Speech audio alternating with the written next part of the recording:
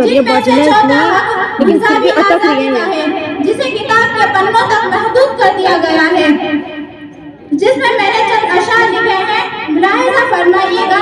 جمہوریہ کے نام پر دستور بنا دیے گئے، جمہوریہ کے نام پر دستور بنا دیے گئے، ہر پنے پر حقوق کے ٹھپے لگا دیے گئے۔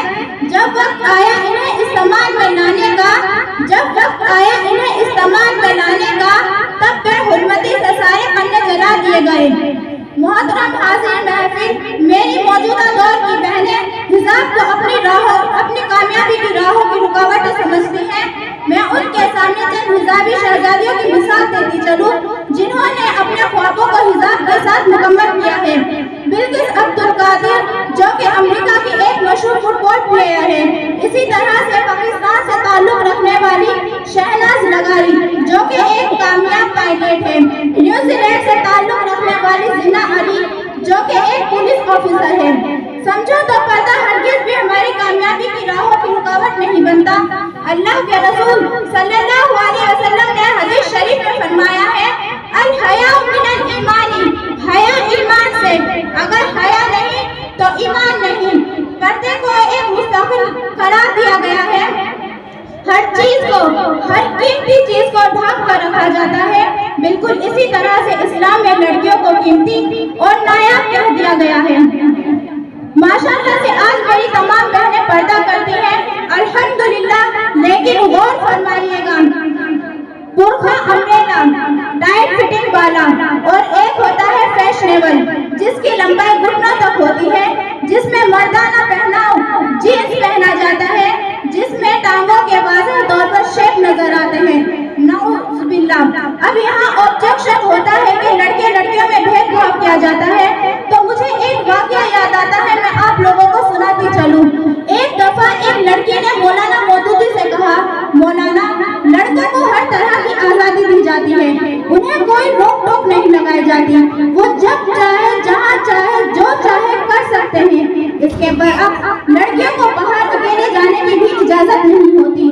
تو مولانا مسکراتے ہوئے اس لڑکی سے کہتے ہیں کہ بیٹے، کبھی آپ نے لوہے کی دکان دیکھی ہے؟ اس کے باہر پڑا لوہے کا سامان دیکھا ہے؟ چاہے گرما ہو، سرما ہو، برسات ہو، وہ ویسا کا ویسا ہی پڑا رہتا ہے، اس کی قیمت میں کوئی اثر نہیں آتا۔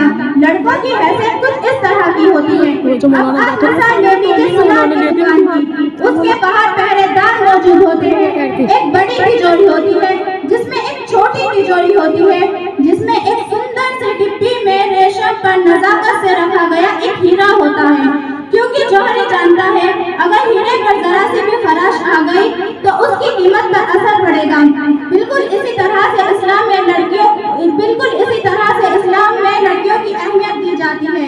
میں آپ کے لڑکیاں وہ ہیں جو گھر کو روشن کرتی ہیں، بالکل الجھن ملاتے ہوئے ہیرے کی طرح۔ میں آپ کے سامنے چند اشعار پیش کرتی ہوں جس میں نے حجاب اور اس کی اہمیت بتانے کی کوشش کی ہے۔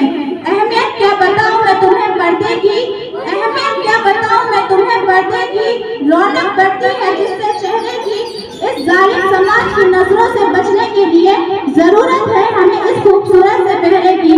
میری پیاری بہنوں، خود کی قیمت کو سمجھو، پردے کو پہرا نہ سمجھو، اسے اپنے ایمان کا جز بنا لو۔ اگر تمہیں اس کی اہمیت پتہ چل گئی، اس سے محبت ہو گئی، تو یہ پردہ تمہیں کبھی پہرا نظر نہیں آئے گا۔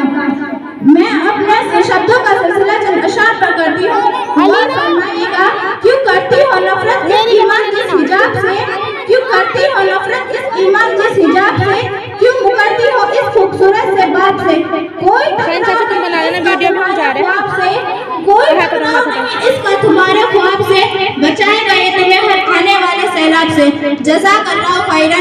السلام علیکم ورحمۃ اللہ وبرکاتہ۔